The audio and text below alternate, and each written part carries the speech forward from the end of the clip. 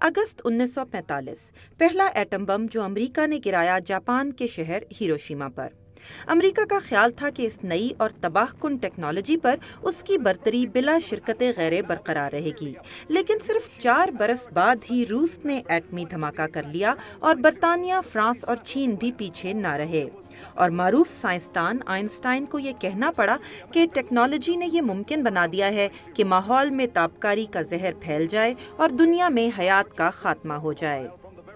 اس وقت دنیا میں بعض اندازوں کے مطابق 20,000 کے قریب ایٹمی ہتھیار ہیں، جبکہ سائنسدانوں کے مطابق پوری دنیا کے ماحول کو تباہ کرنے کے لیے 100 ایٹم بم کافی ہیں۔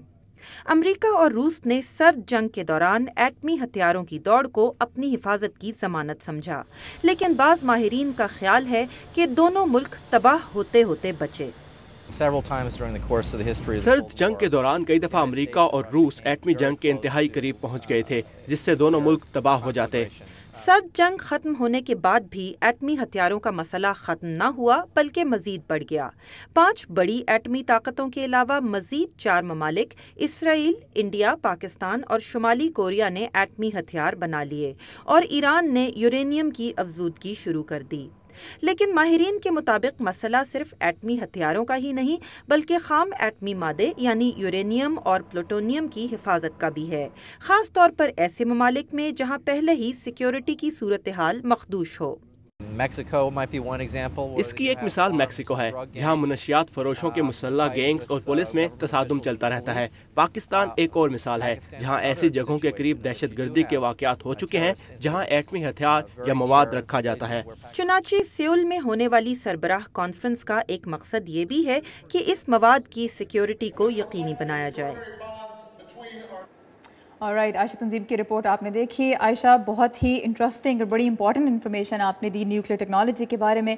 ایک سوال جو بہت سے لوگ کرتے ہیں وہ یہ ہے کہ جب امریکہ کے پاس سب سے زیادہ نیوکلیئر ہتھیار ہیں اور وہ واحد ملک ہے جو انسانی تاریخ میں اب تک ان کا استعمال بھی کر چکا ہے، تو کس طرح وہ دوسرے ممالک کے ایٹمی پروگرام پر اعتراض کر سکتا ہے؟ آپ نے بالکل بجا کہا، سارا یہ اعتراض امریکہ پر ہوتا ہے، ہونا بھی چاہیے، اور خود امریکہ کے اندر بھی جو نان پرولیفریشن کے لوگ ہیں وہ امریکہ پر یہ اعتراض کرتے ہیں۔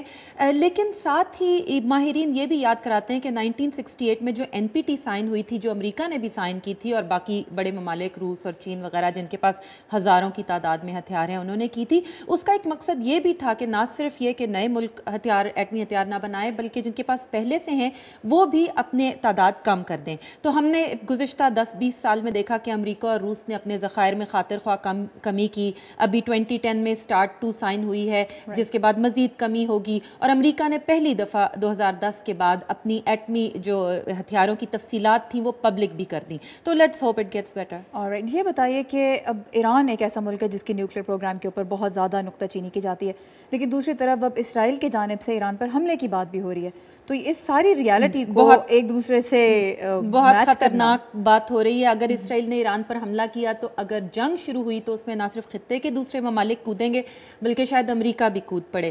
So that shouldn't happen. ماہرین کا یہ کہنا ہے کہ ایران کی چونکہ سعودی عرب سے اچھے تعلقات نہیں ہیں، تو اگر ایران ایٹمی ہتھیار بناتا ہے تو سعودی عرب بھی بنائے گا، پھر خطے کے دوسرے ممالک بنائیں گے، تو مشرق وسطیٰ میں بھی ایٹمی ہتھیاروں کی ویسی دوڑ شروع ہو جائے گی سارا، جیسی ہم نے جنوبی ایشیا میں دیکھی ہے۔ اور جنوبی ایشیا کی آپ نے بات کی ہے، تو پاکستان میں نوجوان نیوکلیئر ٹیکنالوجی اور نیوکلیئر ہتھیاروں کے بارے میں کیا سوچتے ہیں؟ اس موضوع پر اسلام آباد میں ہمارے نمائندے محمد اشتیاق نے قائد اعظم یونیورسٹی کے کچھ طالب علموں سے بات کی، وہ کیا کہتے ہیں آئیے دیکھتے ہیں۔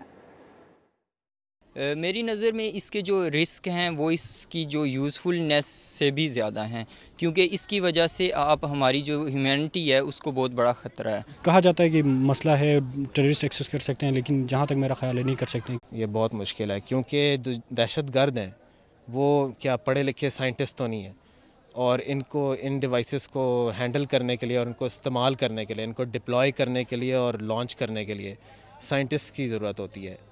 نہیں ہونے چاہیے، کیونکہ جب ان ممالک کے پاس اس طرح کے ہتھیار ہوتے ہیں تو وہ دوسرے ملکوں کو بھی تھریٹ کرنا سٹارٹ کر دیتے ہیں کہ ہم کسی بھی وقت یہ نیوکلیئر ویپنز استعمال کر سکتے ہیں اور وار سٹارٹ ہو سکتی ہے۔